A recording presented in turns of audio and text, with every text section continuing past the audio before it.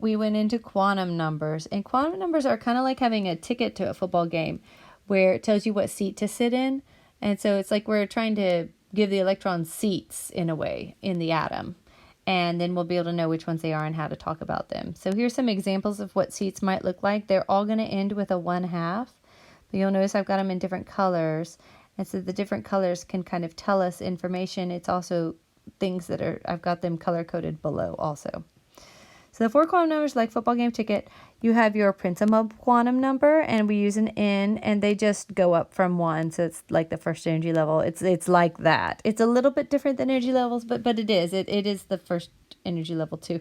It's the lowest energy electron is going to be in that section. And then we have our angular momentum quantum number, which is L. And L is funny because when L is 0, a lot of times we don't use things that have a value that are like at the 0. But when L is 0, it means S. When L is 1, it's a P. When L is 2, it's a D. And when L is 3, it's an F. So you notice this is like this green color. So you'll look up here. So notice this says NL. So notice this L is a 0. And so that means we're talking about something in the S orbital. And let's see. Oh, all 3 of these are all in the S orbitals.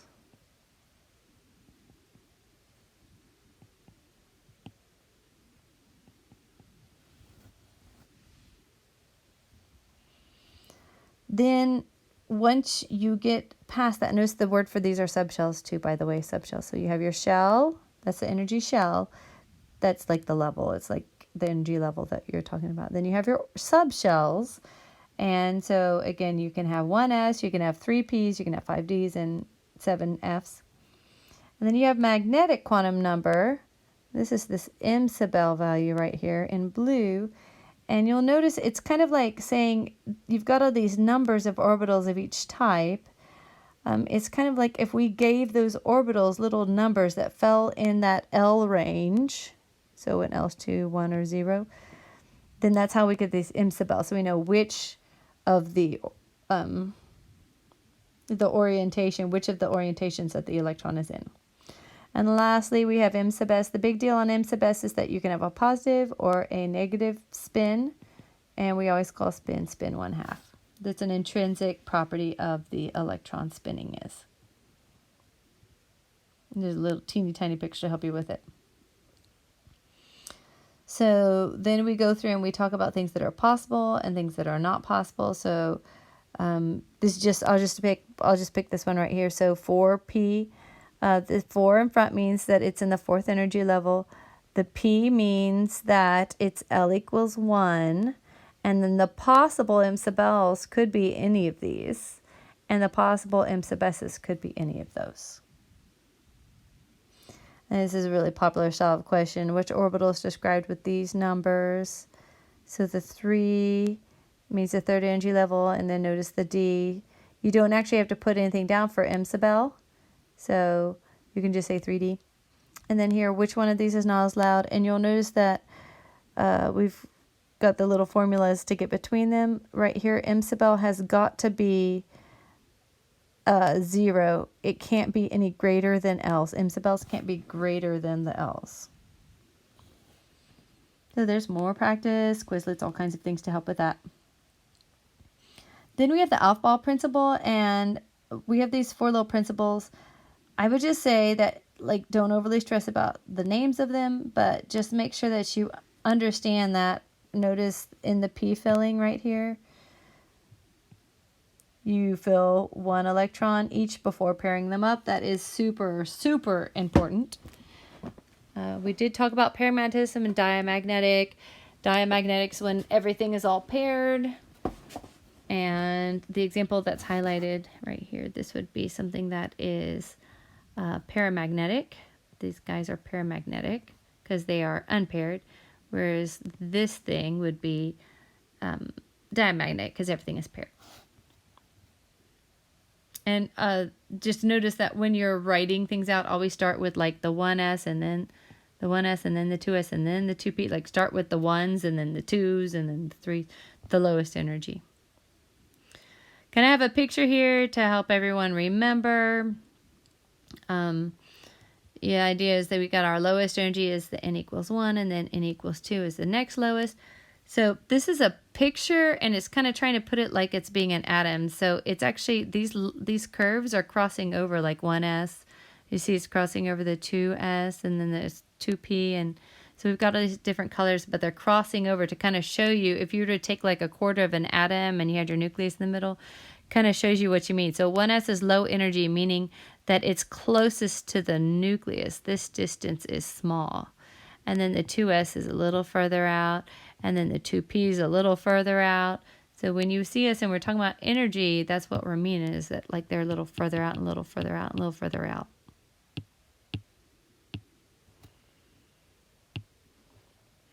And then you'll notice here's how you start. Start the 1s, and you feel it, so you'd feel 1s, and then you'd go over to the right and you'd feel the other 1s. So the way you say it when you're adding them in is 1s would be if we stopped here. Stopping over here makes it 2s. I'm sorry, stopping over here means 1s2. And then you go to the next row and it's 2s, and there's two of them, so it could be 2s1 or 2s2 depending on where you stop. And you stop based on the element you're trying to figure out. Then over here we have 2p1, 2p2, 2p3, 4, 5, and 6. Then we have 3s, 3p1, 2, 3, 4, 5, 6. And we have 4s, 1, 2. And then we have our 3d, which is the thing that's kind of weird. This section starts with 3d, not 4d. You'd feel like it was 4d because it's on the fourth row, but it isn't. The d's are jumped back a level when you're filling. So like that picture, notice right here, here's the 4s, so here's our 4s right here. And then notice our 3d comes after it. That's just the way it goes. So then we did tons of examples. We did hydrogen, we did nitrogen. I've got them below. We have neon, and neon is special because it's a noble gas, and it's going to be one of our reasons behind being a noble gas core. That's his configuration, and notice here we've got the orbital configuration also for all of these. Now, something happens with the metals in certain cases. So we've got our metals, and these are fine. These two metals are normal metals. There are some unusual metals we're going to look at in just a minute. Before we get too far in, we also have our noble gas. So here's a few different ways to talk about this. So you could either use orbital notation, which is where you use the arrows, and you've got your 1s2, your 2s2, 2p6, and then your 3s1. Or you can use the just electron configuration, 1s2, 2s2, 2p6, 3s1. Or you can use the noble gas electronic configuration. That's where the pink part right here, we just use the noble gas to shorten it to make it easier. Everyone likes doing that. Okay, so here's the only thing. In the D block, something funny happens if you are 1 electron away from half or 1 electron away from full. And we've got it highlighted where they are. So it's this section here. These are all what would be D4s. What would be. And these are all what would be D9s. So D4s and D9s. That's where this weird funny thing happens. So instead of being the configuration that we have listed here, so instead of being that configuration, what actually happens is here. I've got it kind of shown right down here. This is the real configuration. The 4s jumps up to get it so that this is 3d5. And then the 4s jumps up to make this 3d10. Notice it, so it says 4s1, 3d5, 4s1, 3d10. That's the funny little thing and where it happens with our electrons and the noble gas and the transition metals. And we also talked about losing things, and so you can lose an electron out here. Oops. And it's going to come out of the highest valence for like most elements. The transition metals, it's slightly weird.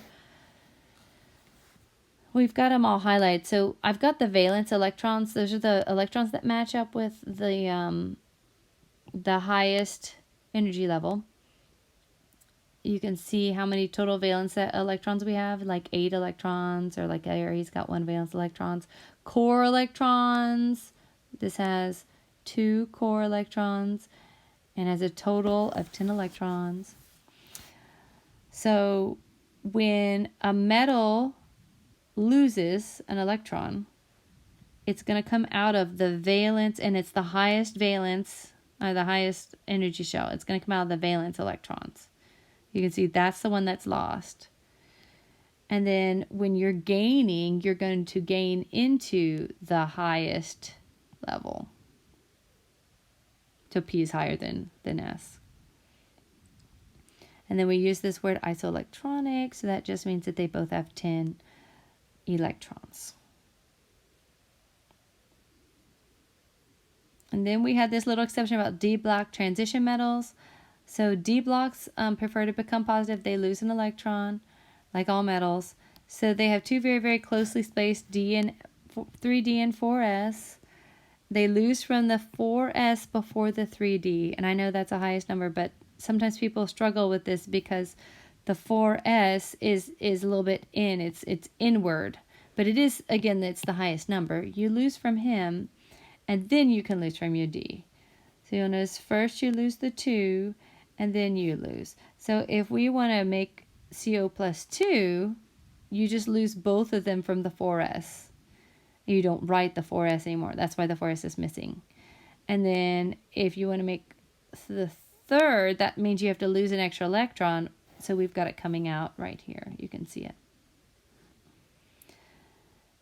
And that's what's going on in this chapter. So all of that is what would have been on test 2 for chapter 3.